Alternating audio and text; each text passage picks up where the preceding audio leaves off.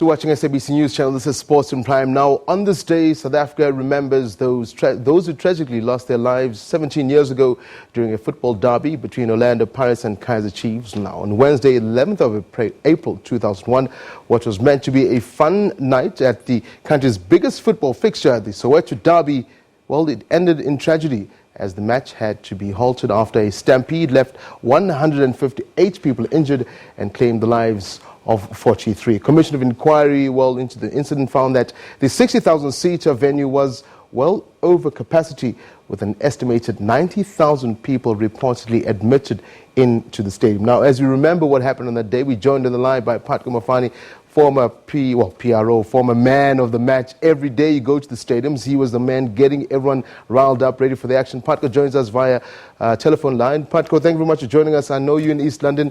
It's a day that we remember unfondly, so to speak, but it's a day that our football has gone through and we have to remember it. Yeah, I can't believe, Tabiso, it's been 17 years already now to think back that fateful night at Ellis Park Stadium when, a tragedy that changed the complexion of South African football in as far as safety at the stadiums is concerned.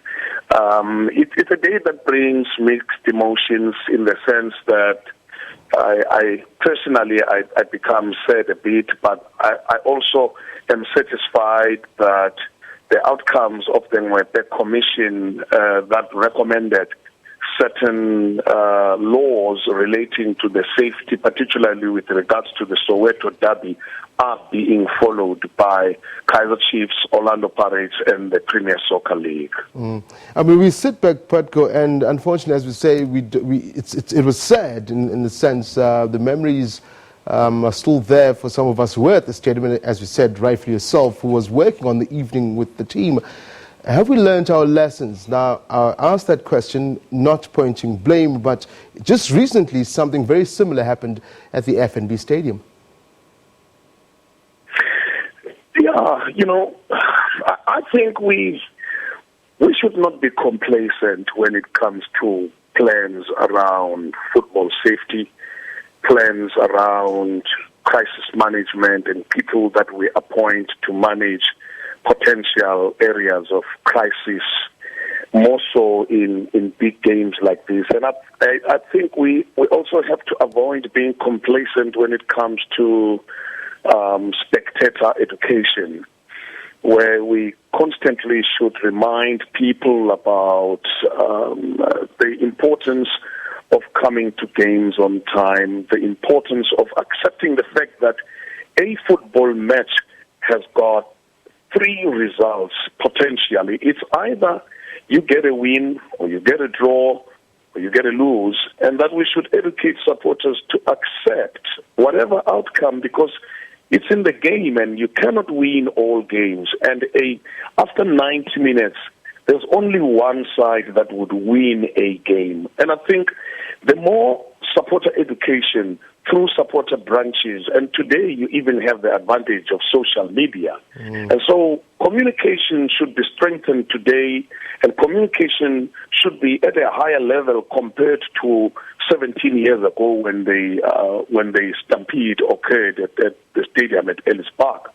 So we never should be complacent. I was quite embarrassed with the recent happenings at FNB Stadium, to be honest, because you cannot rest on your laurels when it comes to communication. And at times, you got to think on your feet, particularly those that are at the center of event management. You got to think on your feet. You got to make quick decisions, and sometimes there's no room to consult with other people. Yeah. And some of us, brought those kind of skills to the game. Yeah.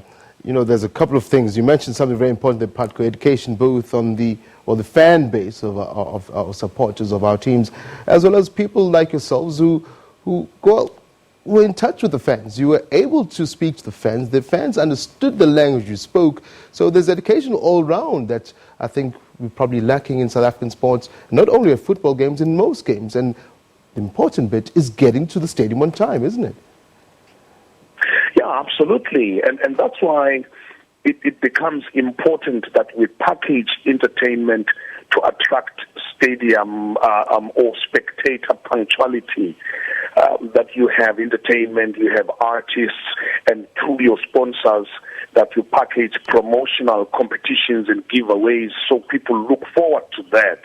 You know, when people come to the stadium on time knowing that there's a chance to win something at the stadium, it makes all the difference, you know.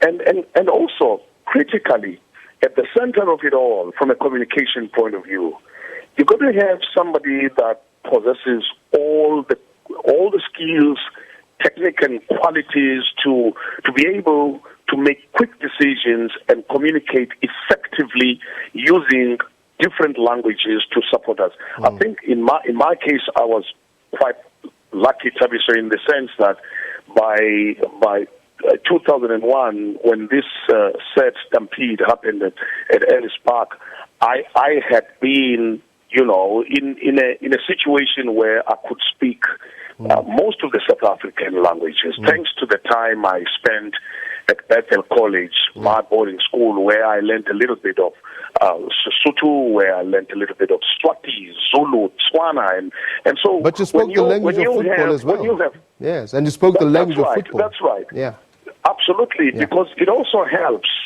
to be streetwise, and one thing that helps is being closer to the supporters than anybody else at the office. Yeah. I had a weekly itinerary of visiting branches of the Kaizer Chiefs supporters, launching new branches and starting up branches and getting to know the lingo of the supporters. Yeah. And that's important as well. You see, when people relate to you, when you relate to them in their own language, they easily take instructions. Yeah. I mean, for me to stand at the middle of the park and plead with people, plus minus 60,000 people, plead with them to drop vuvuzelas, but listen to the leadership. Yeah. Sit down, stand up for the moment of prayer, sit down, and all of that, and all those people cooperated.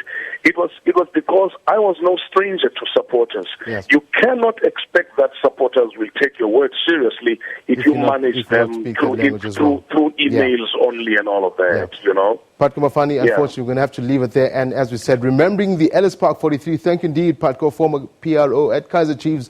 You heard the man, he was there at the stadium as we saw those pictures, as we remember the fallen, those who did not return home following that biggest derby on the continent and, of course, in the world. Some say the Ellis Park 43 passed away 17 years ago during a derby between Orlando Pirates and Kaizer Chiefs. We take a quick